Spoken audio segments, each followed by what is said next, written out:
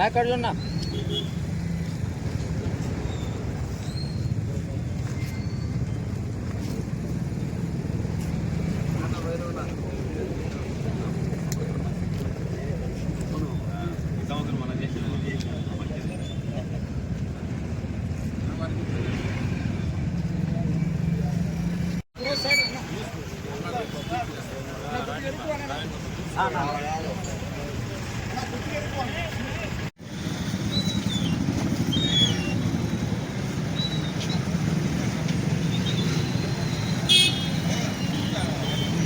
నాకడున్నా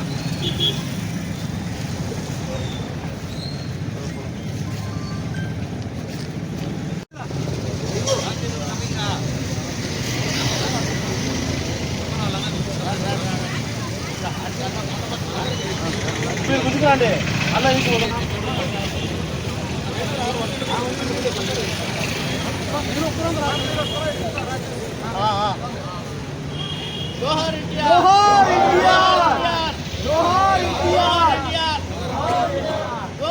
Telugu Desam party వ్యవస్థాపకులు నందమూరి తారక రామారావు గారి వర్ధంతి సందర్భంగా ఈరోజు నివాళులు అర్పించడం జరిగింది. పార్టీ వ్యవస్థాపకులు నందమూరి తారక రామారావు గారు చాలా గొప్ప వ్యక్తి. తొలినాళ్లలో సాధారణ కుటుంబంలో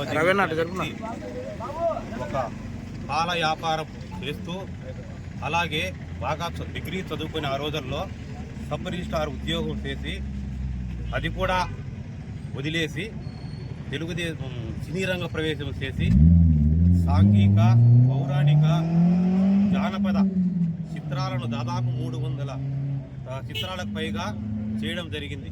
అలాగే తెలుగుదేశం పార్టీ రామారావు గారంటే ఆయన చేసిన పాత్రలు శ్రీకృష్ణుడు, అర్జునుడు, భీముడు, అలాగే రాముడు, దేవుడు అంటే మనం ఈరోజు కూడా చూసుకునే విధంగా ఆయన ఫోటోను చూసుకొని రాముడు అంటే ఇలా ఉంటాడు, కృష్ణుడు అంటే ఇలా ఉంటాడు, మన ప్రతినాయక పాత్రను కూడా పోషించి ఆ పాత్రలకు ఎంతో ఉన్నతించిన మహానాయకుడు మన స్వర్గీయ నందమూరి తారక రామారావు గారు.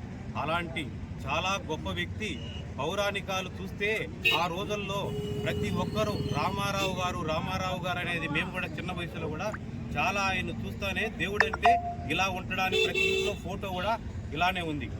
అలాగే సినీ రంగాల్లో చాలా మకుటము లేని మహారాజుగా వెలుగొంది. తరువాత కూడా 1982వ సంవత్సరం మార్చి 29న తెలుగుదేశం పార్టీని స్థాపించి మన దేశంలోనే తెలుగువాడు, తెలుగు జాతి, తెలుగు అంటేనే ఒక మన భారతదేశంలో ఒక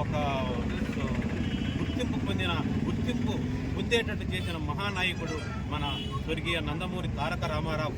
ఆ రోజుల్లో కాంగ్రెస్ పార్టీ మకుటము లేని చరిత్ర సృష్టించి అందరూ ఒకే పార్టీ దాదాపు 70, 80, 80 సంవత్సరాల పార్టీని కూడా ఫస్ట్ పెట్టిన 9 నెలలకే ఆ పార్టీని గెలిపించి ఆ కాంగ్రెస్ పార్టీని కూడా మట్టి కరిపించిన మహానాయకుడు మన స్వర్గీయ ఎన్టీ రామారావు గారు. అలాగే మన పార్టీ దాదాపు 200 సీట్లు పైగా సాధించి తెలుగు జాతికి ఉన్ని తెచ్చిన మహిమాన్వితుడు మన స్వర్గీయ ఎన్టీ రామారావు గారు.